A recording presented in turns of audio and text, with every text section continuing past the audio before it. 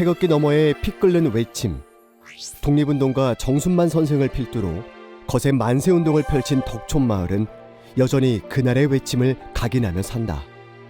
5등은 자의 조선의 독립국임과 조선인의 자주민임을 선언하노라. 대한독립 만세!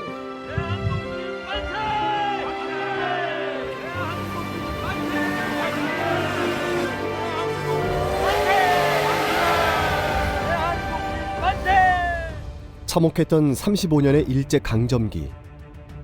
하지만 한 세기가 지난 지금 일제가 남긴 상흔, 청산되지 못한 과거의 흔적은 여전히 우리의 역사를 기억한 채 이 땅에 남아 있었다.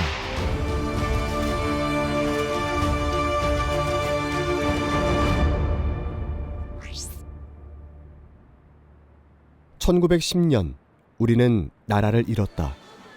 우리 땅을 강점한 일제의 그늘은 청주는 물론 충북 일대까지 드리워졌고 지금도 그 흔적이 남아있다. 오랜 세월 청주 서민들의 삶과 함께 해온 육거리 시장. 이곳은 과거 청주 도심에 흐르던 무심천을 건너기 위해 축조된 남석교가 있던 자리다. 조선시대까지 우리나라에서 가장 긴 돌다리로 인정받던 남석교는 일제의 도시계획이라는 미명하에 이곳 땅 속에 묻혔다.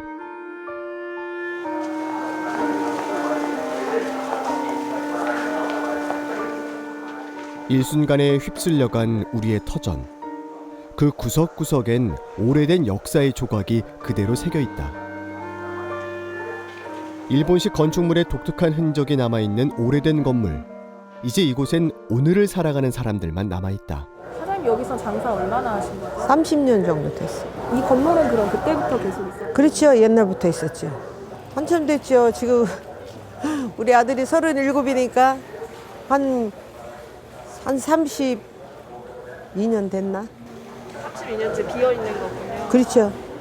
근데 지금은 오래돼서 이제 사용을 안 해요. 여기 집 하얀이 좀 있다면서요? 이사 오니까 사람들 얘기로는 옛날에 6.25 때 큰 아들을 잃어버리셨대. 그래서 혹시나 이 집을 보고 찾아올까 싶어서 이 건물을 그냥 내버려 둔다고 하시더라고요. 할머니가 이제 연세가 있고 그래서 이제 돌아가시고. 곧 쓰러질 것 같은 낡은 건물. 당시엔 엄격한 규제하에 지어진 고급 상가 건물이었다. 그리고 100년이 넘어가는 지금 그런 일본식 건물의 흔적은 육거래 시장 인근에 가장 많이 남아있다. 바로 이 일대가 청주 역사의 뿌리였던 원도심이었기 때문이다. 일제 강점기 때 지어진 건축물의 양식을 갖다가 특징을 가지고 있는 건축물인 건 확실합니다. 우리 전통 한옥 같은 경우는 이제 곡선적인 지붕선을 가지고 있는데 이 장옥 건물은 직선적입니다. 그 다음에 이 습기가 일본 같은 경우는 많으니까 습한 기후에 적응하기 위해서 1층은 뭐 상가라든지 이러한 가게 건물로 사용을 하고 2층의 주거 양식을 갖다가 많이 맞추는 그런 형식을 보여주고 있고요. 일제 강점기 일제는 이 땅에 한옥이 아닌 다른 형태의 가옥을 지었다. 그리고 해방 이후 우리는 그곳을 적국의 재산, 적산가옥이라 불렀다. 충북 곳곳엔 그런 적산가옥이 여전히 다양한 형태로 남아있다. 대부분 일제의 관공서나 상가 건물로 쓰인 곳이 많지만 그중엔 일본 이주민이 거주했던 일제식 목조 연립주택, 장옥도 있다.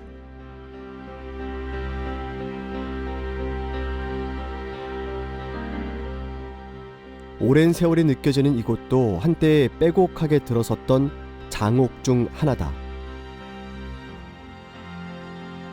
1952년에 지어진 것으로 기록된 이 장옥은 일제식 건물이 해방 이후에도 지어졌음을 알리고 있다. 저기는 우리로 치면은 신사에 자기들이 숭상하는 신을 모시니까 그런 걸 갖다가 놓는 거죠. 이런 공간이 있으면은 이 집은 고급 주택이고 꽤 잘 사는 집, 그런 걸 보여주는 거죠. 해방 이후 다양한 이유로 한국 사람들이 들어와 살기 시작한 적산가옥은 분명 존재했지만 사람이 가고 시간이 가며 서서히 잊혀져 가고 있다.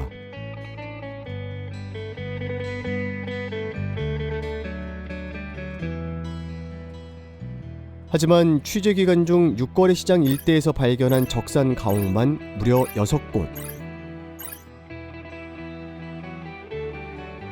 여전히 도심 곳곳에 존재하는 빛바래고 낡은 집.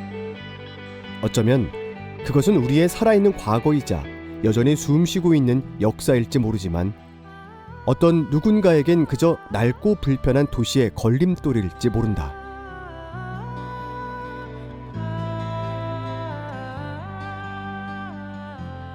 지금 다 죽었으니까 안 나가요. 가게들이 안 나가요. 주인이 돈을 많이 들여서 건축을 했던 것들은 되살리고 할 가치가 있는데 엉성해. 너무 진게. 회를 지어야지. 옛날 건물 있어봤자 추하게만 하지 안 돼요. 좀. 지금 이렇게 그렇죠. 방치돼 있으니까. 그렇죠. 옛날에. 근대에 지어진 낡은 집엔 아직 사람이 머무는 곳도 있다. 원단 공장으로 운영했던 이곳도 그 중에 하나다. 한때 번성했던 이곳엔 이제 오랜 세월의 흔적과 함께 부지런히 일궈온 삶이 함께 쌓여 있다. 그 외정때 건물인 건 어떻게 아셨어요? 아유, 전 주인이 그랬으니까 옛날에 저기 청주에서 둘째 가라면 서러웠던 사람이요. 형님이 같이 이제 장사를 하다가 네. 이제 형님이 이제 연세가 많으셔서 네. 그만두고 저 혼자 한 지가 벌써 55년 됐어요. 식민지의 비극 속 가난을 미천 삼아 부지런히 살아온 사람들. 낡은 건물 속엔 각종 수탈을 당하면서도 일궈낸 그 시대의 고단한 땀이 서려 있다. 그 무렵 눌곡마을에 들어선 이 정미소에도 수많은 이들의 오랜 삶이 켜켜이 쌓여 있다. 70년도요. 70년도에 나 결혼했는데 우리 아들이 50살도 넘었어. 그렇게 뭐 나오기 전에도 다 여섯 쪘을 테지요. 나오고도 50년이 넘었어. 일본인이 아니면 문을 열 수도 없었던 정미소는 조선의 쌀을 더 많이 수탈하기 위한 또 하나의 도구였다. 한 1920년대 정도에 아마 생긴 것 같아요. 외정 내니까 일본 정치 때 그때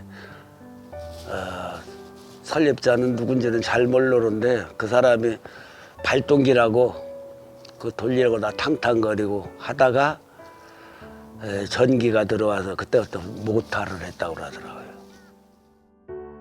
일제가 떠난 뒤 남은 건물을 사들여 운영해온 지도 60여 년. 이곳의 역사를 써내려간 건 우리네 서민이었다. 그 조금 하면 힘이 들고 그러니까 할까 말까 하다가 내가 올 1년만 더 있어 보려고. 이제 이거 없어지면 아마 회복해나간 정미소가 없어요. 그러면 이건 뭐 철거하거나 그러지는 않고 내비두려고. 한때 하늘을 찌를 듯했던 위험이 있었던 건물들은 이제 세월에 가려 빛을 잃어간다. 하지만 그 속엔 사람과 시간이 쌓아놓은 우리의 지난 100년의 유산이 존재한다. 그리고 그것은 살아온 사람들의 온기가 만들어낸 세월의 결과물이기도 하다.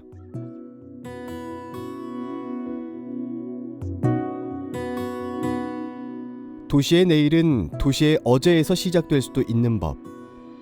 하지만 옛 건물을 대하는 사람들의 시각에는 조금씩 차이가 있다.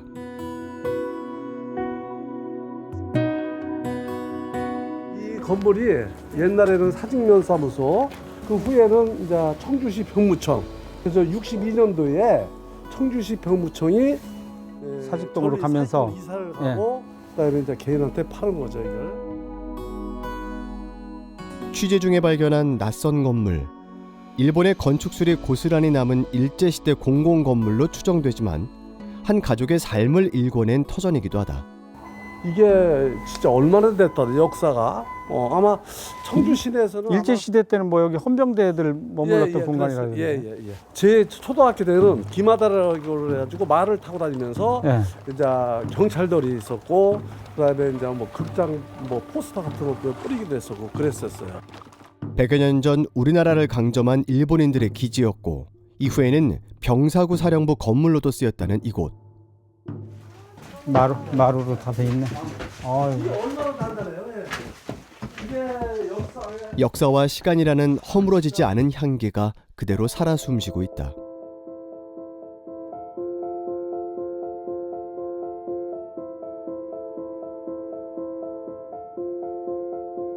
이곳엔 민족의 고통과 아픔의 역사 위로 누군가의 부지런한 삶이 일궈낸 애환이 함께 공존하고 있었다.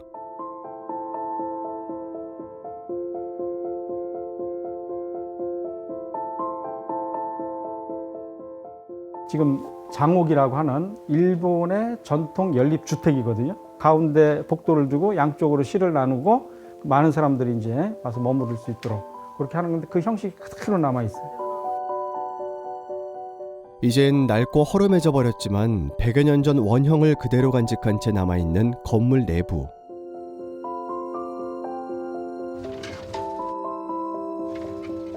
일본식 건축물의 독특한 구조와 흔적을 그대로 엿볼 수 있다. 이것이 청주시에서 개발을 이제 3,000평 미만으로 가로수 뭐 정비주택 조합이라 그래갖고 이걸 개발한다고 하더라고요. 역사 속에 사라지는 거예요. 이게 마지막으로. 예. 여기 개발 예정. 100년이 된 이 건물도 재개발 지역으로 묶여 철거 위기에 놓여 있다. 부친이 이제 여기서 한 60년을 사업을 3대째를 하고 있어서 좀 속상하시겠어요. 그래서 눈물 나더라고요. 그래가지고 이런 설명도 하고 항의도 많이 하고 그렇게 했었죠. 상반된 삶과 역사가 만들어낸 모순. 과연 우리는 어디서부터 어디까지 받아들이고 이해할 수 있을까?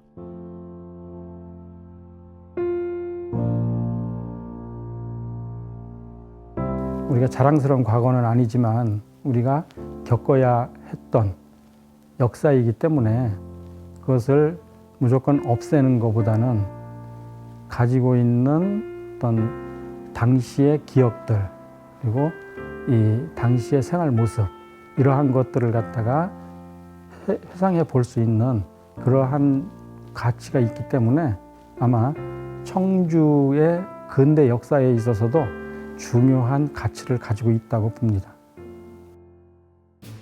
잔혹한 민족 순환기를 겪어야 했던 일제 강점기.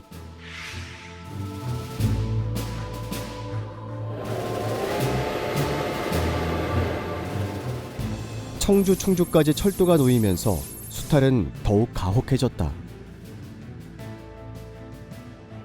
철도를 중심으로 한 도시가 성장을 하면서 청주가 그런 그 중심 도시로서의 역할을 수행을 하게 되고 거기에 주역의 담당을 했었던 것이 바로 일본인들이었었던 거죠.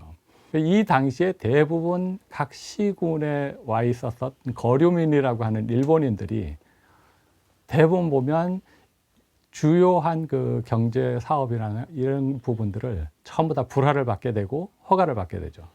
그렇게 하면서 경제적 수탈은 더 심하게 요동이 치기 시작했었던 그런 부분들을 볼 수가 있습니다. 국권을 침탈한 일제는 가혹한 식민지 수탈을 이어갔다. 조선의 자원을 조선이 아닌 일본을 지원하는 데 쓰기 위해 철도와 다양한 산업시설을 들여오기 시작했다. 수탈을 위한 지도까지 만들었던 일본, 우리 국민의 삶은 더욱더 힘들어져만 갔다.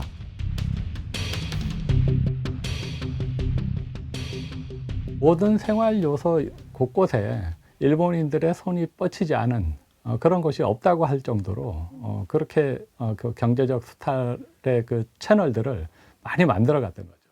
충북이 일제강점기 때 그 대상지로 많이 활용이 됐었던 것이 우선 그 연초 재배를 시켜서 담배 생산을 엄청나게 많이 해서 충주의 황색 연초 같은 경우는 일본 황실에까지 보급을 해줬었던 그런 기록들이 있습니다. 이제는 기억하는 사람들조차 드문 우리의 또 다른 과거. 하지만 그 시대를 증명해주는 명확한 기억과 기록은 여전히 남아있다. 일제 강점기, 다양한 작물과 노동을 착취했던 한 건물. 이곳은 세월이 흐르며 사람들의 외면 속에 사라질 뻔했지만 최근 그 흔적을 보존한 카페로 재탄생했다.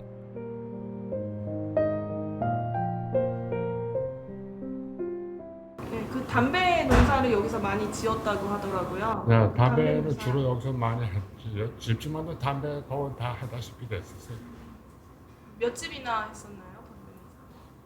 한 집 근데 한 집이라고 봐도 될 거예요. 그 정도로 많았었어요. 그러니까 뭐 농지가 조금이라도 있는 사람들은 남에 붙여서도 이렇게 조금씩 하고 담배를 한 꼭지나 두 꼭지씩 놔두면 그걸 조사를 나왔었어. 그래서 걸리면 그것도 벌금을 내고 막 이랬단 말이야. 그러니까 수탈이지 그게 수탈. 농사진 거 네가 농사진 거 다 가져와 이런 수탈이란 말이야. 그래서 밭이러 간다 옛날 우리 어릴 때 담배 밭이러 가더라고. 외정 때서부터 이제 수탈 당하고 제일로 다 그게 활성이 됐었어요. 그래서 그러니까 이제 쉬운 말로 하면 농사지으면 팔아먹을 때가 있는 거야. 그러니까 연초를 많이 할 수밖에 없었고. 그 담배 농사 짓는 사람들이 고생 무지개 많이 해요. 원 여름에 가서 딸내면 그냥 막 담배 잎사 끈적끈적하고 고생들 그렇게 했는데 그 1년 농사 지어가지고 얼마나 허탈하겠어요, 사모님들. 근대화의 상징적인 작물이었을 만큼 성행했던 담배 농사는 그 시절 충북적 사람들에게 가장 큰 소득원이었다. 그런데도 일제의 억압과 핍박으로 가난에 찌든 삶을 살아야 했던 사람들.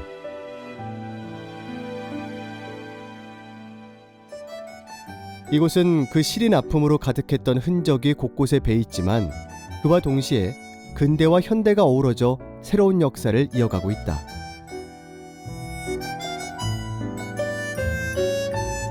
어쨌든 역사가 좀 오래된 건물이고 하니까 이거를 아예 없애는 거는 너무 아쉽기도 하고 아깝기도 해서 그냥 이 건물 자체를 그냥 유지를 하면서 이제 보수만 하신 거예요. 그래서 보수하시고 조금 손을 봐야 될 곳들은 더 보강을 하시면서 그렇게 하시게 된 거예요. 오랜 아픔이 각인된 공간, 억척같이 살아낸 시절이었지만 그 또한 우리 삶의 일부분이었다. 계속 이렇게 밀고 나가고 그런데 보면 발전되면 좋죠. 여러 번 담배 그 수납장 그 폐쇄된 후로는 이게 이제 근래에 와서는 한 몇 분들이 여기 와가지고 모든 것을 하려고 애를 썼다가 안 돼가지고 다들 손을 들고 나갔어요. 이렇게 그 보존한다는 게 우리 마을로서는 그래도 아주 그래도 다행이라고 생각해야 되겠죠. 깨끗하게 해놓고 그러면은 이 마을 전체에서도 분위기도 좋아지는 것 같고 다 좋은 일이죠.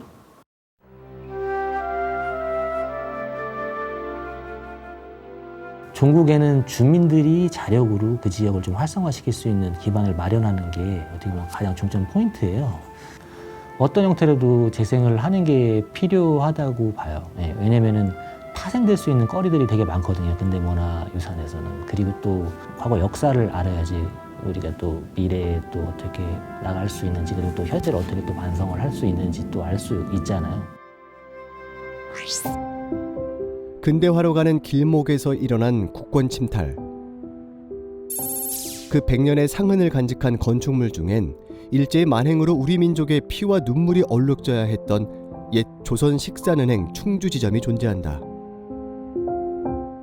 아픈 역사이기 때문에 아픈 역사도 역사이기 때문에 복원해야 되겠다는 얘기를 많이 했었죠. 그렇지만 아픈 역사도 역사인 거는 맞습니다. 그렇지만 아픈 역사라고 해서 모든 걸 다 복원하는 건 아니고요. 일제가 우리 민족 자본을 수탈하는 데 핵심적인 역할을 한 식산은행은 1980년대 초 민간에 매각돼 다양한 용도로 사용돼 왔다. 그 때문에 철거와 보존 사이에서 논란이 끊이지 않았지만 복원 공사를 통해 근대 문화 전시관으로 활용될 예정이다. 일제시대 때 시군 개정을 통해서 식민지 도시를 만들었었고 그 식민지 도시 내부의 일부로 이 식산은행 건물이 있는 거죠. 그러니까 식민 지배에 필요한 시설, 기구, 도구였던 겁니다, 이게. 그래서 일제시대 때 이런 역사를 좀 먼저 이해를 해야 되고요. 그 전에 우리 역사가 있었다는 거죠. 읍성이라는 충주 읍성이고 도시가 있었고 그 도시 속에 우리가 삶을 살고 있었는데 일본인들이 들어와서 우리를 전부 다 밀어내고 사실 쫓아낸 거죠. 역사와 삶이 양극화되며 만들어낸 일제의 잔재. 그 속엔 일제가 묻어버린 우리의 역사가 존재한다. 일단 식민지 역사라든가 아니면 식민지 도시라든가 이주해온 일본인들의 이익이라든가 지배와 수탈 관계를 조금 이해를 해야지 이 식사은행이 우리 시야에 들어오지. 그냥 이 건물 하나만 딱 얘기한다는 거는 좀 더 이렇게 좀 약간 이렇게 왜곡된 시각을 가질 수 있는 이럴 수 있지 않나 이런 생각을 합니다. 우리 민족의 삶을 송두리째 바꿔버린 35년간의 일제 강점기는 쉽게 치유될 수 없는 깊은 상처를 안겨줬다. 하지만 공교롭게도 한반도 곳곳엔 여전히 그 시대의 아픔을 품고 서 있는 근대 건축물이 다양하게 존재한다.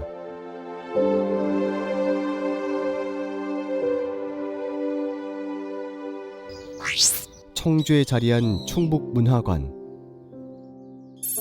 옛 충북지사의 관사로 사용된 이곳은 생활과 문화, 그 사이 간극을 좁히기 위한 첫걸음인 등록문화재란 이름으로 재탄생했다. 등록문화재로 지정되어 있어서 보존해야 할 가치가 있는 그런 건물로 저희가 지금 관리를 하고 있는데요. 문화의 집과 숲속 갤러리, 야외 공연장으로 되어 있는 그 문화 공간을 개방하게 되었습니다. 근대 건축물들엔 저마다의 역사와 색깔이 묻어 있다. 최근엔 그런 건축물 중 보존과 활용 가치가 있는 곳들을 선정해서 등록문화재로 지정하고 있다. 한때는 뾰족집이라 불리던 청주의 우리예능원도 그중 하나다. 이곳은 초창기 조선금융조합연합회 충북지부장의 사택으로 건립이 됐지만 1954년 이후 서민들을 위한 다양한 공간으로 활용돼 왔다. 사람들이 굉장히 여기서 많이 결혼식을 했다고 저도 알고 있거든요. 그러니까 저희 부모님도 여기서 결혼을 하셨지만 어느 노 부부가 오셨어요. 근데 내가 저 앞에서 당신이랑 나랑 이렇게 서서 결혼식을 했지. 신부 대기실도 있었고 이렇게 말씀하시더라고요. 여기가 역사가 굉장히 깊은 곳이구나라는 걸 새삼 느꼈어요. 네. 한 교육자에 의해 새 역사를 써내려간 이곳엔 많은 이들의 추억이 존재한다. 이건 뭐예요? 피카크. 이건 뭐예요? 그리고 그 추억엔 그 무엇과도 바꿀 수 없는 애틋함이 서려 있다. 여기 유치원을 다녔어요. 여기가 고향, 그리고 또한 집이에요. 이렇게 다시 집에 와서, 고향에 와서 이런 곳을 찾을 수 있다는 게 정말 너무 뜻깊죠. 이 공간이 저에게 개인적으로는 있어줘서 너무 고맙죠. 많은 이들의 고향이기도 한 이곳은 이제 한 사람의 손끝으로 또 다른 역사를 이어가고 있다. 오래 있게끔 최선을 다해서 노력을 하고 있어요. 학생들 음악 가르치는 공간으로도 사용할 것이고, 그리고 이곳을 아시는 모든 분들이 찾아주셔가지고 옛날에 내가 이랬었지 하고 옛 추억을 떠올리시면서 기뻐하시는 모습도 보고, 그런 모습을 제가 지켜보는 게 이곳이 남는 길이 아닐까 생각합니다. 마치 과거로 시간여행을 떠나온 듯한 풍경이 펼쳐지는 오래된 양조장. 오늘날까지 100여 년의 역사를 지켜가고 있는 이곳은 지난해 8월 충북 등록문화재 제2호로 등록된 곳이다. 이렇게 찹쌀과 쌀을 이렇게 80kg거든요. 그걸 여기다 넣어서 씻고 또 물을 빼고 세미한다고 그러죠. 물을 빼고 찌고. 근대화 시대의 흔적을 그대로 간직한 양조장엔 남다른 원칙이 있다. 우리 양조장의 원칙이 우리 집사람하고 같이 항상 있는 그대로, 그게 원칙입니다. 그게 지금까지 100년 가까운 세월을 보존하는데 그 원칙이 큰 도움이 됐고, 지금도 우리 애들한테는 꼭 원형대로 잘 보존하고 나가라 이렇게 교육을 시켜주고 있습니다. 한 가족의 손을 통해 이어져 온 역사 속엔 서민들의 지친 심신을 달래주던 세월이 묻어있다. 내가 아끼는 항아리죠. 이게 세월의 흔적은 돈으로 살 수가 없어요. 우리 양조공장보다도 더 아주 현대화되고 멋있는 건물을 유명한 건축가한테 줘서 돈을 들여서 만들 수는 있습니다. 그런 건물은 돈으로 만들었기 때문에 세월이 없잖아요. 방금 만들고. 그렇지만 이 세월의 흔적이 있는 거는 사람의 땀과 그 다음에 거기에 다 손때들이 묻어 있는 거거든요. 주인 것만 묻어 있는 게 아니고 일하시던 분들 것도 묻어 있고 어떤 거는 손님 것도 묻어 있는 거예요. 그런 거는 우리가 느낄 수가 없죠. 그렇기 때문에 귀중하죠. 과거와 미래를 이어주는 수많은 흔적들은 이제 우리 손에 달려있다. 역사 이음을 해줘야지 역사가 단절되지 않잖아요. 치욕의 역사이든 긍정의 역사이든 이 부분들을 좀 더 냉철하게 생각할 필요성이 있다. 그 건물에 대한 보존 가치가 과연 있는 것인지 없는 것인지에 대한 이러한 부분들에 대한 고증이나 판단을 좀 먼저 해야 될 것 같고요. 그다음에 지금 서서히 단절돼 가고 있는 역사적 이 단절 의식들, 이 부분들을 이어가기 위해서라도 그러한 부분들은 가치가 있는 것이면 철저하게 고증하고 보존을 해나가는 그런 노력들이 좀 필요하지 않은가, 그런 생각을 좀 하게 됩니다. 기억하지 않는 역사는 기록되지 않고 기록되지 않는 역사는 사라질지 모른다. 그것이 지금 우리가 지난 역사를 되돌아봐야 하는 이유이기도 하다. 근데 옛날에는 일본이라는 나라가 우리나라를 침범을 해갖고 우리나라를 다 빼앗았는데 지금은 그렇지 않아요. 다 친구 나라. 일본들은 왜 우리나라를 공격했어요? 아, 그래, 좋은 질문이야. 일본이라는 나라가 우리나라를 뭐라 그럴까, 약하다고 침범을 해갖고 우리나라를 다 빼앗았는데 공부 좀 열심히 해서 다시는 이런 일이 없도록 힘을 길러줘요. 알겠죠? 역사가 남긴 상흔. 우리에게 되묻고 있는 것은 무엇일까? 아주 여지가 없습니다. 그건 무조건 미호라는 건 일제잔재. 이걸 일제잔재라고 얘기하는 것은 어불성설입니다. 그거는 지금도 정확하게 아는 사람 아무도 없어요. 일제가 행정구역 대개편을 했는데 이제 100년이 넘었어요. 이제 지명의 역사상 가장 최대의 어떤 이변 내지는 어떤 변화라고 볼 수 있거든요.